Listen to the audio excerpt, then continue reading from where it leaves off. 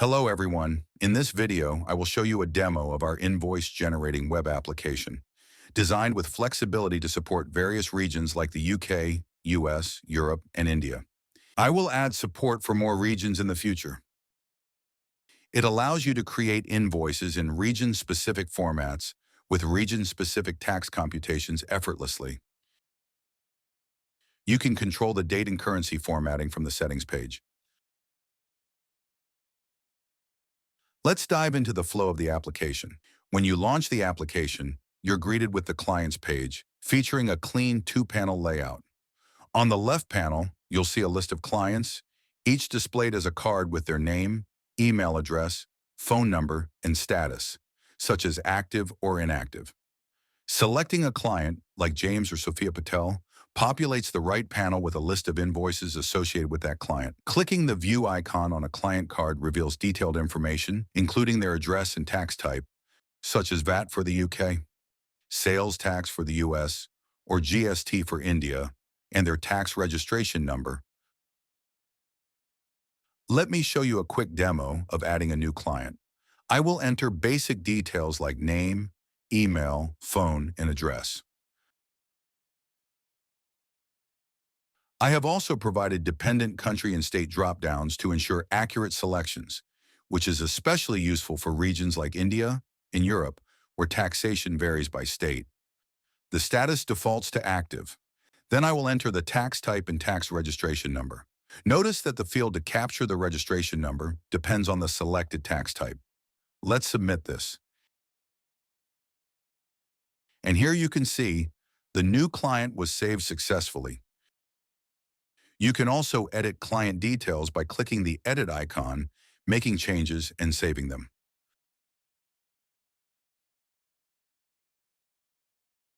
Moving to the right panel, you'll see a list of invoices for the selected client, with a plus invoice button at the top to create a new invoice and a filter drop-down to sort invoices by status, such as draft, published, pending, paid, overdue, or canceled. The overdue status is dynamically assigned to all invoices where today's date exceeds the due date. Each invoice card shows the invoice number, status, client name, invoice date, due date, total item count, total amount payable, total amount paid, and remaining amount due. You can view or edit an invoice by clicking the respective icons. Let's create a new invoice by clicking the plus invoice button. The invoice builder form is divided into 3 intuitive sections, consisting of several form fields depending on the chosen invoice template in preferences.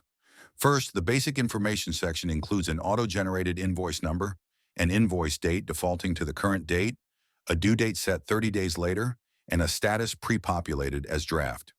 The company location, pre-configured in the Settings tab as Maharashtra, India, is disabled here for consistency, while the place of supply defaults to the client's location, but can be adjusted using dependent country and state dropdowns. This is crucial for accurate taxation in regions like India and Europe. Next, the client information section is pre-populated with the selected client's details.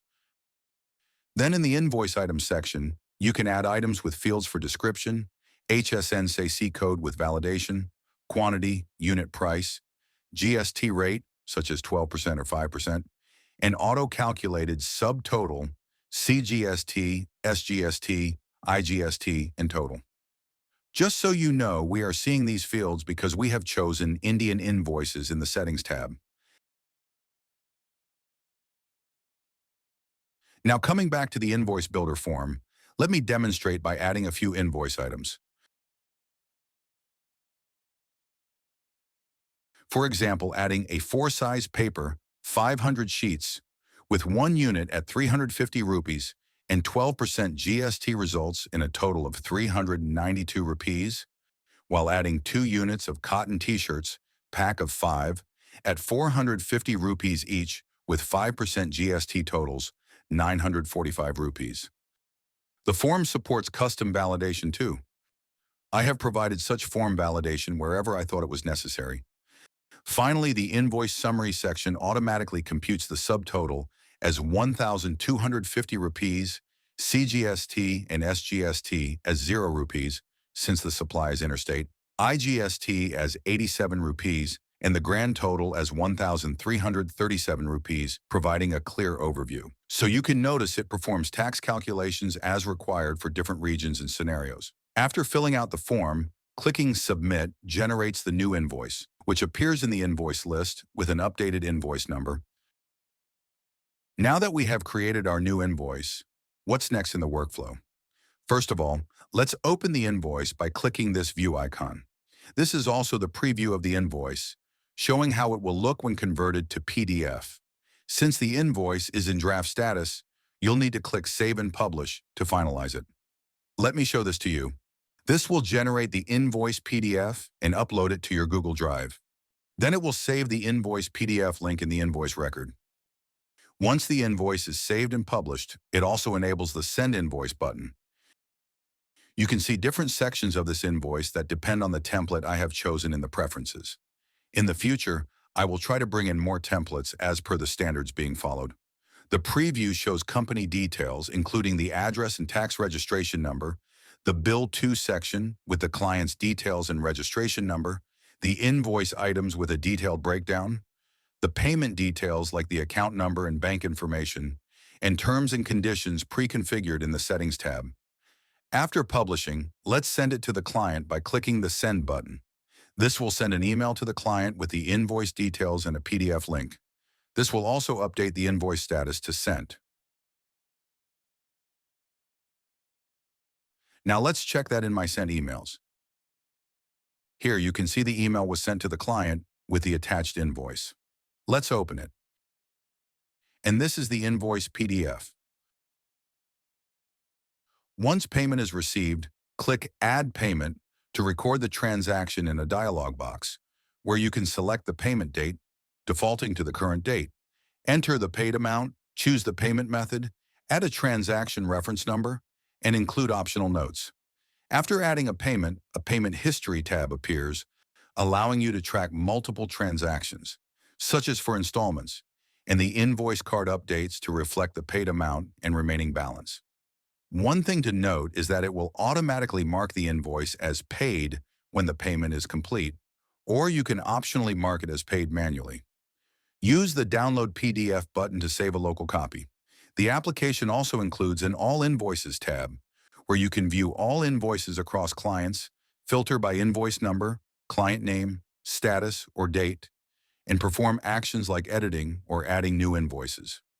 In the Settings tab, you can configure the application, starting with company information, including name, email, phone, and address, followed by financial settings to set the default currency and bank details, localization settings for language and date-time formats, and invoice settings to enable invoice types like Indian invoices.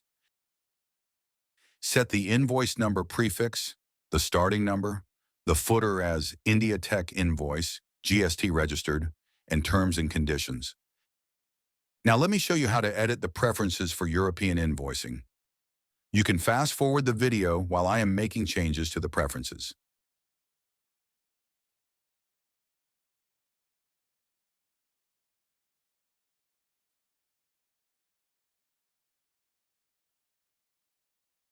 Let's save it now.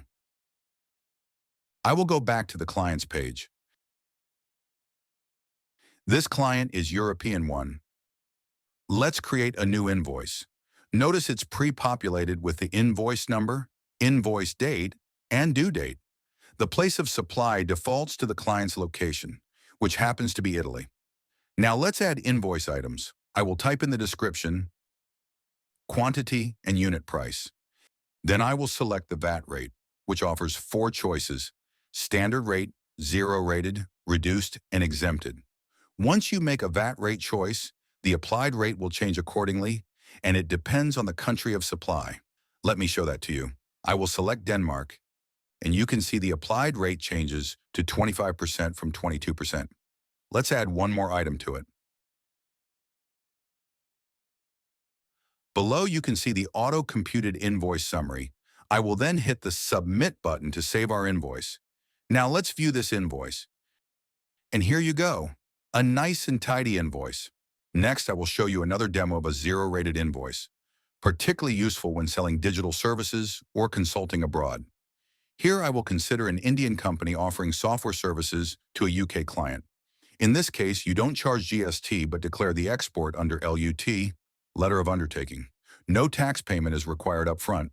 This is the best method for most consultants and SaaS sellers. I have already edited the preferences for this. Here you can see I have chosen zero-rated Indian invoice, and it displays the LUT number conditionally. Now coming back to the client's page, I will select this client and create a new invoice. Here you can see it is pre-populated with the LUT number and currency from the Preferences tab, but you can modify it here too. Let's add an invoice item. I will also enter the SAC code for selling software services. Then I will submit it to save the invoice. Let's view it now. And here you can see the invoice. Let's download and view the PDF.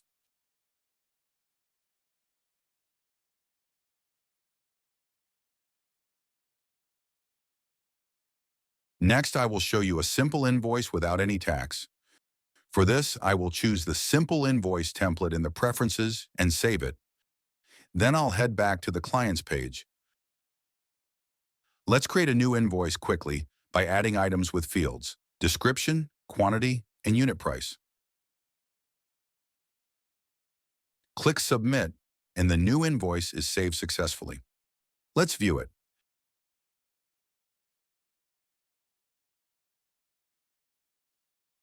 Now let me show you the spreadsheet where the client records and invoices are saved. This is the Clients tab. Notice we have different tabs to record invoices corresponding to different invoice templates. These sheets are created automatically even if they don't exist at the time of invoice creation. Now let me show you the invoices in Google Drive. All your invoices will be stored inside a folder named Invoices, which will be created automatically inside a parent folder containing the spreadsheet or inside the root folder. Now the most interesting part, how do you make this application yours? For this, make a copy of the spreadsheet using the link provided in the description below. Then, open the script editor by going to Extensions and clicking on App Script. Click the Deploy button and select New Deployment. In the dialog box, choose Web App as the deployment type. In the description box, type anything, like version 1. In the Execute As dropdown, select Me. For who has access, select Only Myself. Finally, click the Deploy button. This will prompt you to authorize the code. Go ahead and grant all the necessary permissions. Once the deployment is complete, you will be presented with a web app URL. Open the URL in a new tab, and here you go. The application is live now. You can contact me for any customization requirements. If you liked my effort, please like the video and subscribe to my channel if you haven't already. Thanks for watching, and see you in the next one.